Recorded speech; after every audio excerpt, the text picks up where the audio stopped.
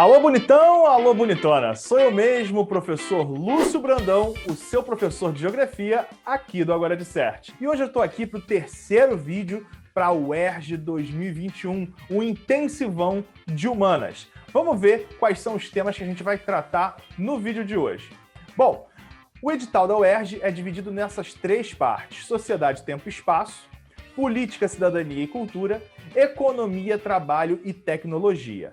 Nós já falamos do primeiro tema e agora estamos entrando no segundo eixo temático. Nessa aula, a gente vai tratar sobre nacionalismo, Guerra Fria e globalização. Assuntos quentes, uma boa preparação para a prova que já está chegando, né? Vou pedir para você já deixar o seu like, já se inscrever, porque aqui a gente tem conteúdo semanalmente, conteúdo de primeiríssima qualidade, dá muito trabalho para fazer e você não vai se arrepender. Então, em nacionalismo, a gente vai tratar desses três principais eixos. Vamos lá dar uma olhada.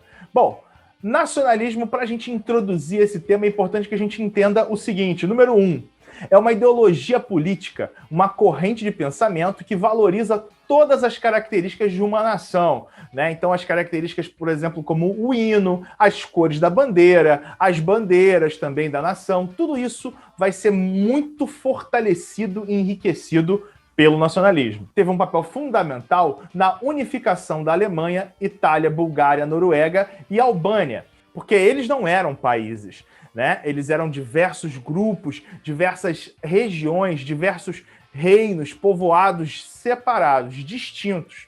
Então o nacionalismo, essa ideia de construir uma nação forte, representativa, vai ser o que vai unir nações, Alemanha, Itália, Bulgária, esses grupos que antes estavam espalhados, certo? Atualmente é utilizado como justificativa para ações políticas. É aquele bom e velho pelo país, pela honra do povo brasileiro, pelas cores da bandeira.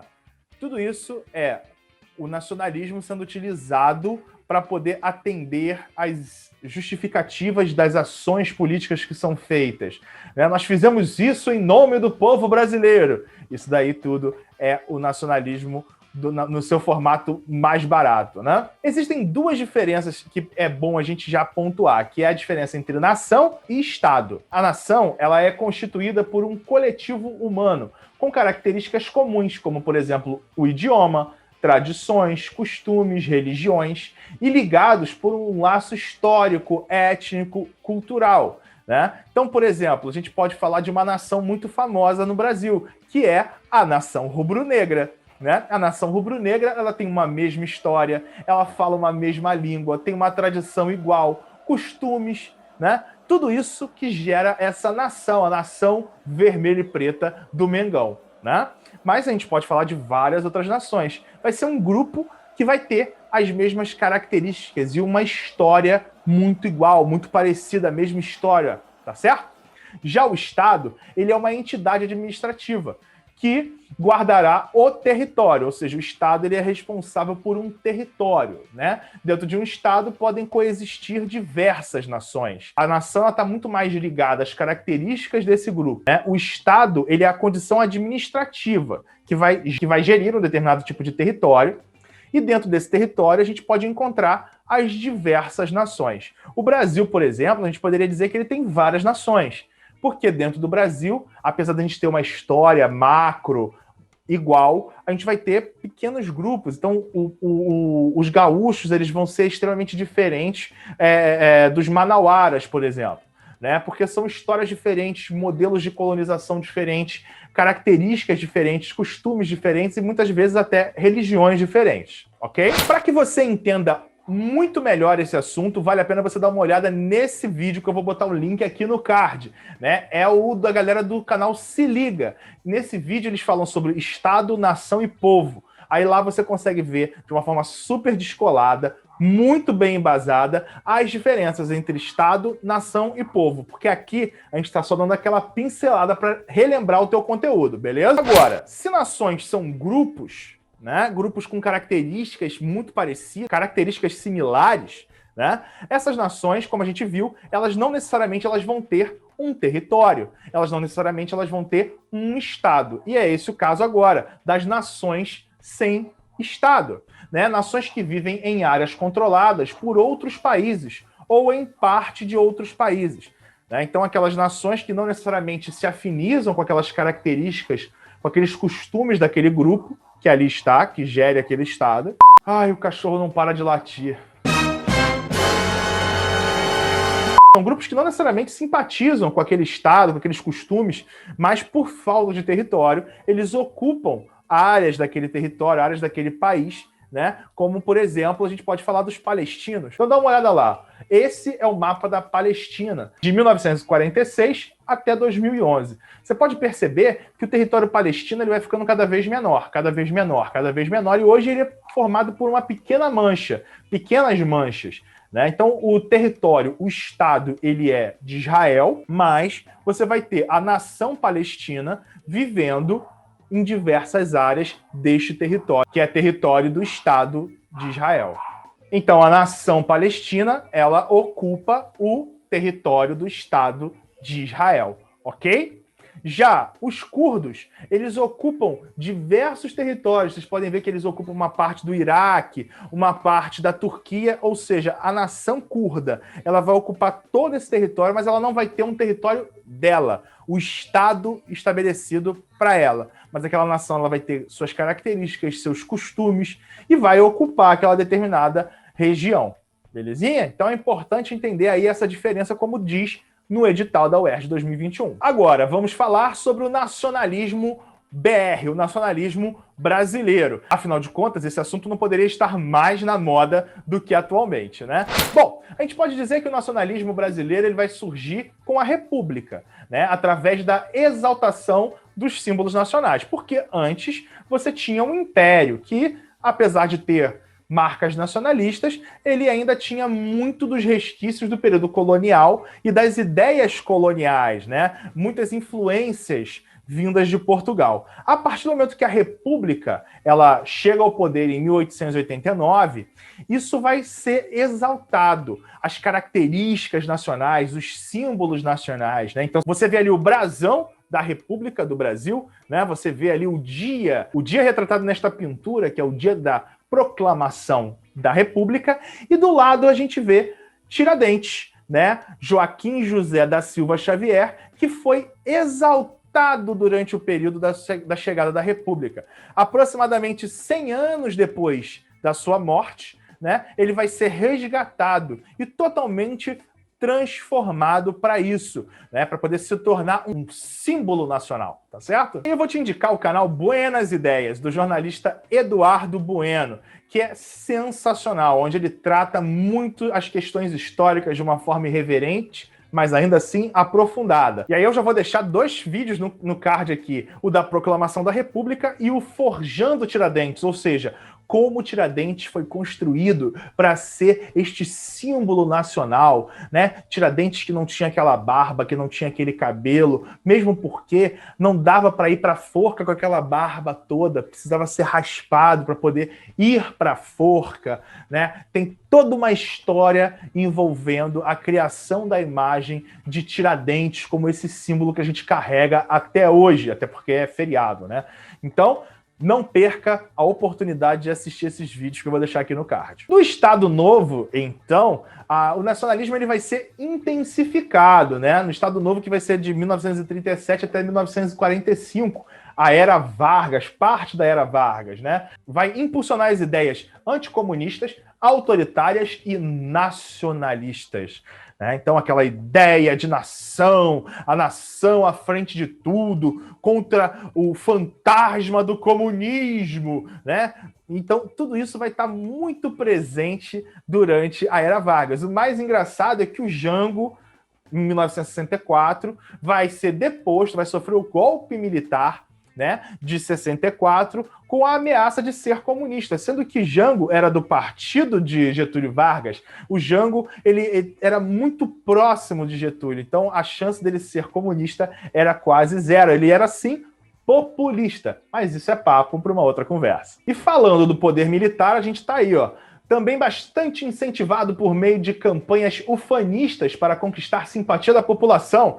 Ufanista é o nacionalismo exacerbado, o nacionalismo louco, sabe? Como, por exemplo, Brasil acima de tudo, Deus acima de todos. Então, isso é ufanismo, né? Assim surgiram os slogans como ninguém segura este país, ou Brasil ame, ou deixo.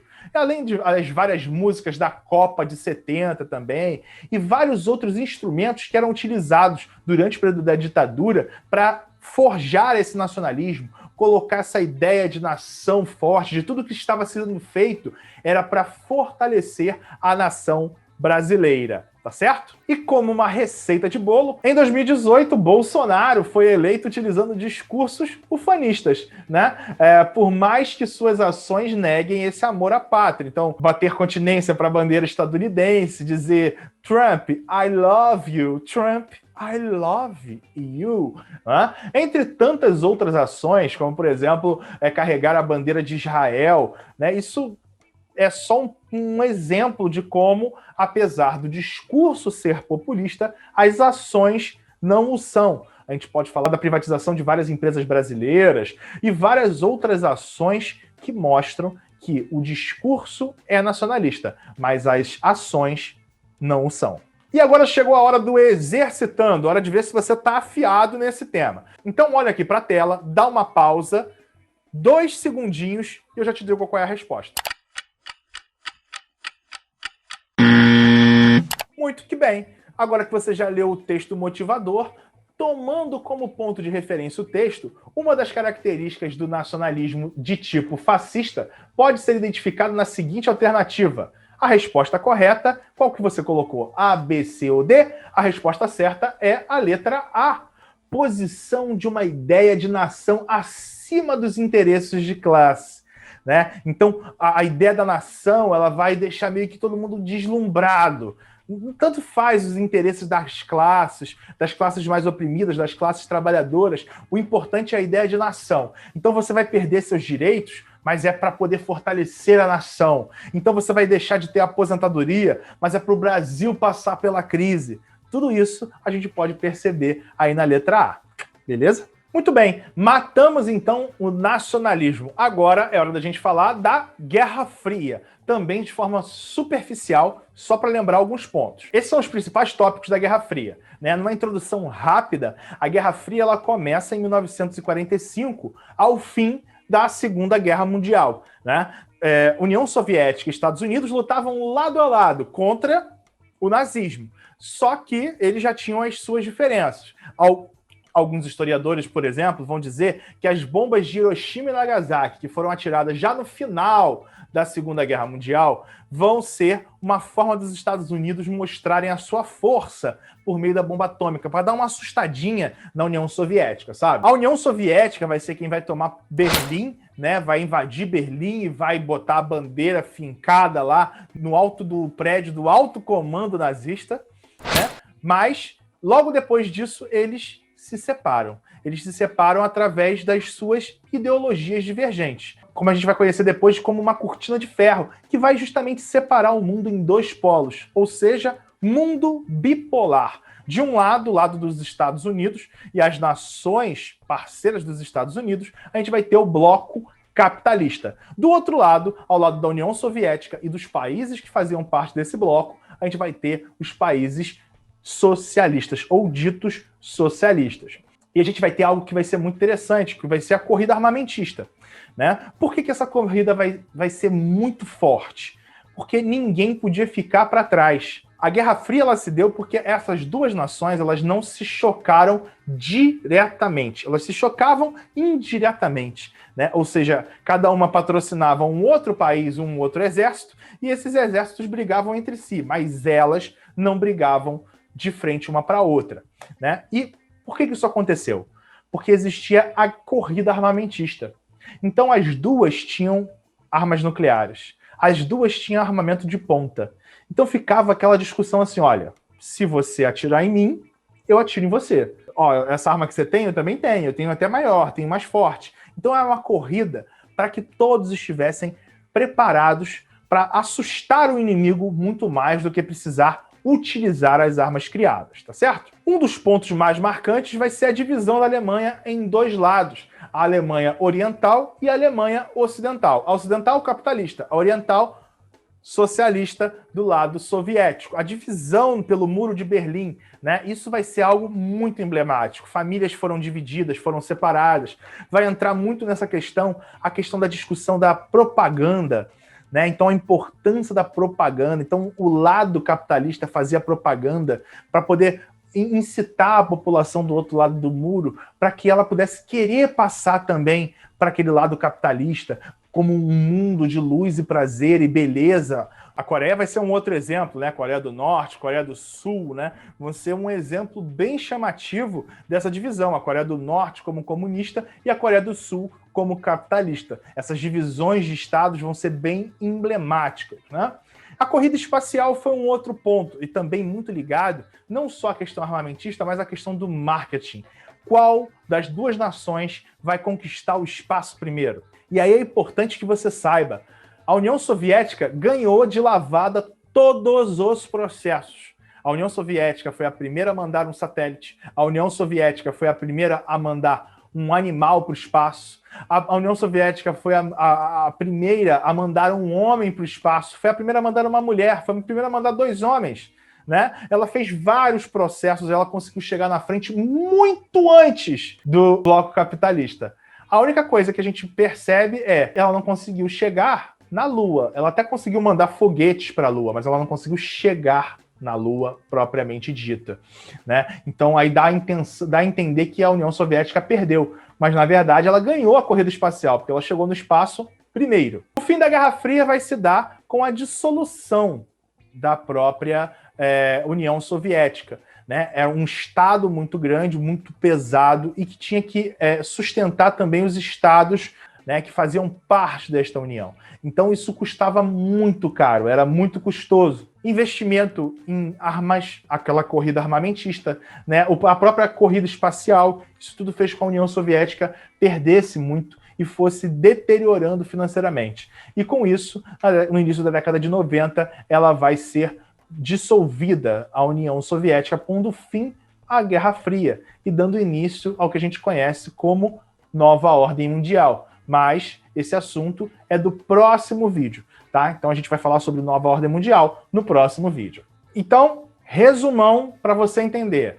Capitalismo de um lado, socialismo do outro. De um lado existia, por exemplo, o Plano Marshall, que era um plano para poder fortalecer, enriquecer, né, aquelas nações pós-Segunda Guerra, convidando elas para serem do bloco capitalista. Olha, a gente vai investir em vocês, dinheiro, papapá, e o povo acabou indo, né, para aqueles que simpatizaram com o Plano Marshall. Do outro lado, a gente tinha a Comic Con, que tinha a mesma característica, que era a forma de você financiar os estados que eram associados no pós-guerra, trazer também o desenvolvimento para esses grupos.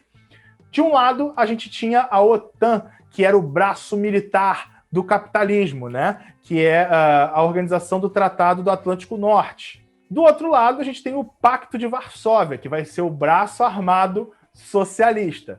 Vamos ter a CIA, que vai ser a inteligência. Esse período vai ser um período de desenvolvimento da inteligência militar muito grande. E do outro lado, a famosa KGB, tá certo? Alguns pontos importantes, como a gente já falou, que foi a corrida armamentista, a corrida espacial. O macartismo, ele tem origem na década de 50, né? O senador Joseph McCarthy, que era republicano, ele vai ser responsável por apontar tudo como comunismo, né? Em criar esse cenário, como eles são comunistas, é o perigo comunista, o método comunista, a vacina é comunista, né? Essa é a nossa bandeira, que jamais será vermelha. Só será vermelha se for preciso o nosso sangue para mantê-la verde e amarela. Isso vai ser muito comum. Com isso, vários direitos constitucionais vão ser cassados, né? Com a desculpa de quê? De perseguição aos comunistas. A crise dos mísseis de Cuba, uau, né? Quando você vai ter os mísseis soviéticos de alto alcance chegando a Cuba, que é o quintal dos Estados Unidos da América. Isso gerou uma tensão, foi um dos momentos mais tensos. onde acreditava-se que, de fato, a guerra ia deixar de ser fria e ia virar quente, né? Ia virar uma guerra quente de verdade. Mas isso não aconteceu, né? Graças ao Pai Eterno, eles resolveram levar os mísseis embora, porque se os mísseis ficassem ali mais um pouquinho, o pau ia comer na casa de Noca. Ah, é perigoso, nego treme nas bases, se tiver na hora é perigoso até na calça ele cagar. Mais uma vez, hora da gente exercitar sobre esse tema, Guerra Fria. Dá um pause rapidinho e lê a questão. E aí, amiguinho, quais são as características que durante o governo de Ronald Reagan, que a gente vai falar sobre ele lá na globalização, né? Duas características importantes na geopolítica dos Estados Unidos são letra A, B, C, D ou E. Qual foi que você marcou o ERJ 2010? A resposta certa só pode ser a letra D, acentuação da rivalidade ideológica. Os comunistas comem criancinhas, eles são maus, eles são errados, temos que caçar os comunistas de qualquer custo. E a prática de imperialismo econômico, ou seja, usar o dinheiro como uma forma de poder acirrar a questão, né? O Reagan, ele usava essa questão de acentuar a rivalidade ideológica para que a União Soviética pudesse gastar mais dinheiro em armamento, mais dinheiro com esse Estado. Dessa forma, forçando com que ela viesse a quebrar, a falir, a ir à falência, entendeu? Então essas são duas características muito importantes desse período do Reagan durante a Guerra Fria. Guerra Fria? Oh, Guerra Fria? Nossa, estou falando em inglês? Inglês brasileiro. Uau! Ipanema, Copacabana, Caipirinha. E aí nós chegamos ao tema da globalização. A globalização, ela vai se dar efetivamente pós-Guerra Fria. Vamos ver as principais teorias? Existe uma teoria que é do professor Flávio Trovão, que vai dizer que a Guerra Fria começou justamente na década de 70, com a primeira-ministra Margaret Thatcher, né, do Reino Unido, e do outro lado, o presidente estadunidense Ronald Reagan, né, que a partir daí teria começado o processo de globalização, expansão das multinacionais em busca de novos mercados. Já outros especialistas, como por exemplo o consultor econômico Antônio Luiz da Costa, ele vai dizer que a globalização começa durante o período das grandes navegações, né, onde o globo ele vai começar a ser conectado. Mas é claro que não existiam os fatores que pudessem considerar um modelo que o mundo estava globalizado, todo conectado, né? Ainda era algo muito incipiente, era o início disso tudo. E aí o maravilhoso geógrafo brasileiro Milton Santos, ele vai dizer pra gente que existem 3 tipos de globalização. A primeira é a globalização como uma fábula, ou seja, a globalização como ela é vendida, né? A ideia de que o mundo ele vai se conectar, onde a gente vai se formar uma grande aldeia global, né? Todas as culturas misturadas e reunidas, né? Essa é uma fábula que é vendida, mas perceba, se nós somos globalizados, por que você tem que tirar um visto e pedir pelo amor de Deus para conseguir entrar nos Estados Unidos, na Europa? Não é isso? Então, perceba que essa globalização ela não envolve todos os agentes do globo terrestre. A segunda globalização que o Milton Santos vai apontar é a globalização perversa, que é a globalização como ela é, né? Excludente, aquela globalização que separa, a globalização do repórter que bota o pé na frente, dos refugiados que fogem da Síria em busca de uma melhor qualidade de vida e de sobrevivência, né? A globalização perversa, efetivamente. Ele vai propor uma outra globalização, dê valor ao humano, às pessoas, à construção social, deixando de lado a ideia de nacionalismo, de nação, de poder, de xenofobia, né, que é o preconceito de acordo com aquela origem. Existem várias questões que o Santos vai falar que é possível transformar a globalização, é possível chegar a uma globalização nova. Então, teoricamente, a globalização ela seria econômica, né, ou seja, financeira, os mercados internacionais, sociais, ou seja, as pessoas circulando livremente pelo globo terrestre, e culturais, também todas as culturas indo de um ponto ao outro, não é?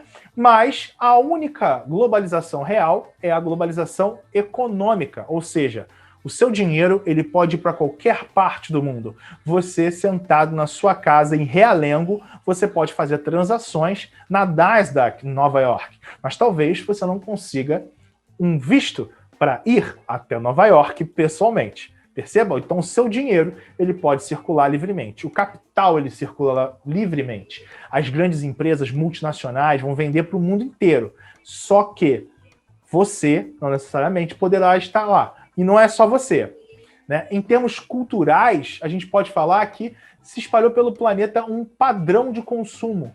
A partir do momento que eu espalho um padrão pelo planeta, né, eu formo uma estética. Ou seja, o que você tem que comer, o que você tem que vestir. Se a gente tirar uma foto da maior parte das grandes cidades do mundo, as pessoas vão estar vestindo roupas muito parecidas, com o mesmo estilo, até mesmo as falsificadas. Elas vão ter o mesmo estilo, não é isso? Você vai ter as pessoas torcendo para os mesmos times, né? A gente vai ter uma noção que o futebol europeu é o melhor do mundo, não é isso? A gente vai querer viajar para a Disney, consumir a Disney, porque, puxa, eu preciso ir para a Disney. Né? McDonald's, Coca-Cola, Nike, são marcas muito expressivas. O Oscar vai ser uma representação de uma cultura real. Então, quem ganha o Oscar, ele é aprovado mundialmente para ser consumido. Né? Então, perceba que essa globalização ela vai mudar os padrões culturais. Não vai ser uma cultura misturada, você não vai ter acesso à cultura africana, né? Qual é a música mais tocada no Camboja em 2019? Ninguém sabe. Mas com certeza qual é a música mais tocada nos Estados Unidos ou no Reino Unido em 2019 é muito fácil da gente conseguir descobrir. E é justamente sobre isso que o nosso Exercitando ele vai falar. A questão da UERJ de 2014, eu costumo usar muito essa questão nas minhas provas, eu acho ela linda. Dá uma olhada. Vamos lá? A ilustração e o texto expressam diferentes pontos de vista acerca do processo de globalização. Essa diferença se manifesta pela contradição entre letra A, letra B, letra C, letra D, letra D. Qual que você marcou? A resposta só pode ser a letra C, a homogeneização e diversidade cultural. Aquela diversidade cultural ela vai ser sobreposta pela homogeneidade, homogeneização. Né? Tem, por exemplo, os grupos coreanos de música, né? O BTS, por exemplo. Isso é um padrão de consumo construído que vai ser vendido para o mundo inteiro. Então você vai conseguir encontrar em vários países da África, da América Central, da América do Sul, da América do Norte, da Ásia, várias pessoas apaixonadas por esse tipo de produto. Né, que vai ser vendido, vai ser preparado para ser vendido de uma forma homogênea. Então, se eu pegar um pôster desse determinado tipo de grupo, eu posso vender para o mundo inteiro. Eu posso fazer com que ele seja consumido em todo o mundo. Como, por exemplo, o McDonald's, o Burger King, que a gente começou a falar, que é um padrão de alimentação. Então, todo mundo vai comer coisas muito parecidas. O fast food vai imprimir essa ideia. Com isso, a gente encerra a pincelada sobre globalização, encerrando também a aula de número 3. Na próxima aula, a gente vai dar continuidade neste tópico do nosso edital. Tenho certeza que você gostou, deixa seu like aqui, se inscreve, isso é muito importante pra gente. Além disso, nos procure nas redes sociais, tem sempre material de primeira qualidade complementar para você poder ter acesso, @agoradicerte, no Twitter, no Instagram e no Facebook. Beijo nas crianças, a gente se vê na semana que vem. Bye!